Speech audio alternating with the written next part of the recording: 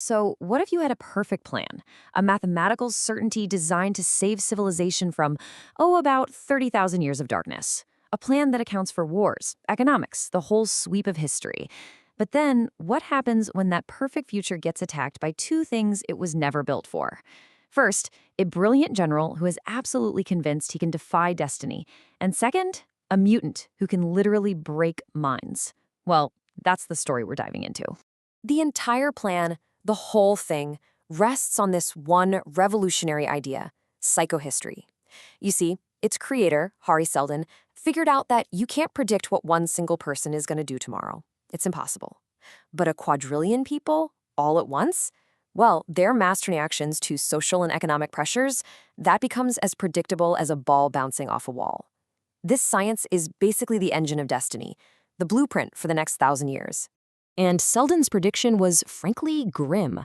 The massive Galactic Empire was collapsing, not overnight, but slowly, falling apart over centuries, and it was going to lead to a 30,000-year dark age. Now, he couldn't stop the fall, it was too big, but he could shorten the chaos. His solution? The Seldon Plan. He created two foundations at opposite ends of the galaxy. One was public, a world of physical scientists. The other was a secret, a safeguard. Both were engineered to guide humanity back to a second empire in just 1 millennium instead of 30. For about 200 years, the plan worked perfectly, like clockwork. But then came its first real stress test. And it didn't come from some barbarian king out on the fringes. No, it came from the heart of the dying empire itself, a man named Bel Riose, the last of the great Imperial generals. He was young, ambitious, and just dangerously good at his job, a top-tier military threat. You know, Riose didn't just attack. The guy conducted a masterclass in strategy. He systematically encircled the Foundation's territory, weaving this incredible web of forward bases all around them. He was isolating them, squeezing them, and advancing pretty much unopposed. I mean, from a purely military point of view, the Foundation was toast. What's so fascinating is Riose's perspective here.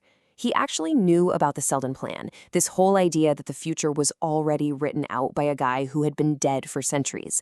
And he saw this fight as the ultimate showdown, his living, breathing military genius against the cold, dead math of a ghost. But psychohistory? It had a totally different take.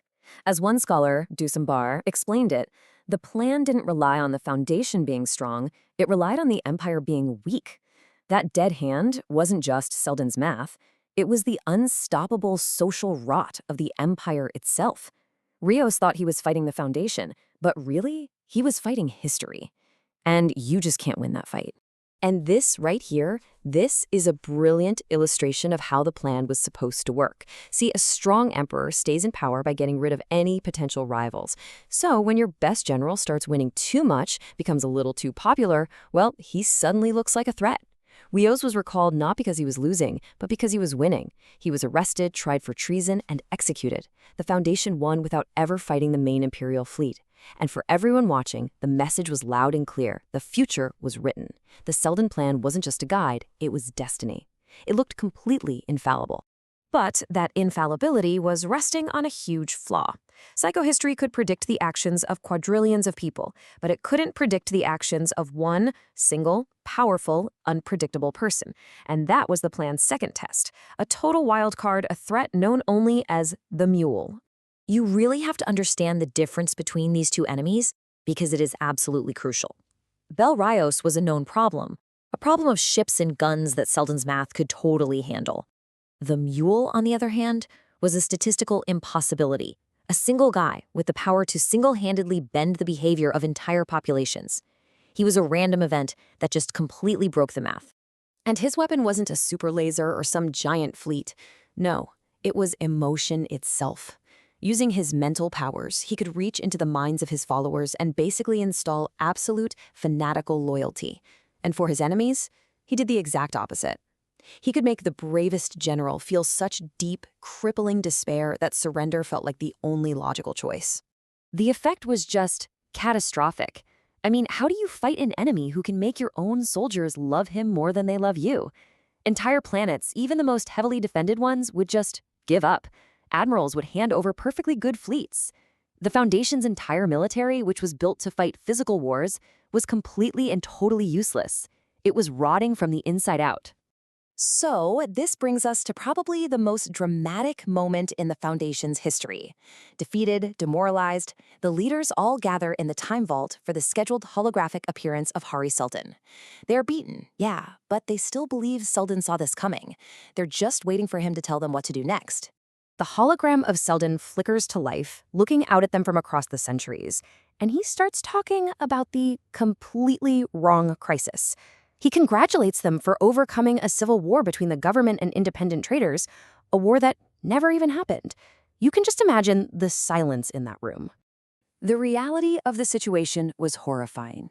The plan, their Bible, their guarantee of victory for over 200 years had failed. Seldon had gotten it completely and totally wrong. But the horror wasn't just about military defeat. The safety net that proved their destiny was real, it was gone. The future wasn't inevitable anymore. For the first time, they were truly alone, facing an enemy their founder had never, ever imagined. Once the news got out that the Seldon plan had no answer for the mule, the last little bit of morale just shattered. The will to fight completely evaporated. The Foundation, which was the most powerful state in the galaxy, collapsed and was formally occupied in just 24 hours. But Seldon's plan had one last desperate trick up its sleeve. Remember, he hadn't just built one foundation, he had built two. With the first foundation, the home of physical scientists, now conquered, the galaxy's last hope turns to a place that had become little more than a legend, the mysterious second foundation. Now, this is key. The two foundations were designed as mirror images of each other. The first foundation, with its physicists and engineers, was there to handle all the material threats Seldon could predict, like warlords and decaying empires. But the second foundation was made up of mental scientists, psychologists, sociologists. Their secret job was to be the guardians of the plan itself, protecting it from unforeseen variables, exactly like a mind-altering mutant. Which leaves us with this final, massive question. The mule has already conquered the masters of physical science by turning the human mind into a weapon. But now, his real enemy is revealed, a hidden world of psychologists, the secret custodians of Seldon's grand vision. The ultimate battle for the future isn't going to be fought with starships and atoms. It's going to be fought in the landscape of the mind itself.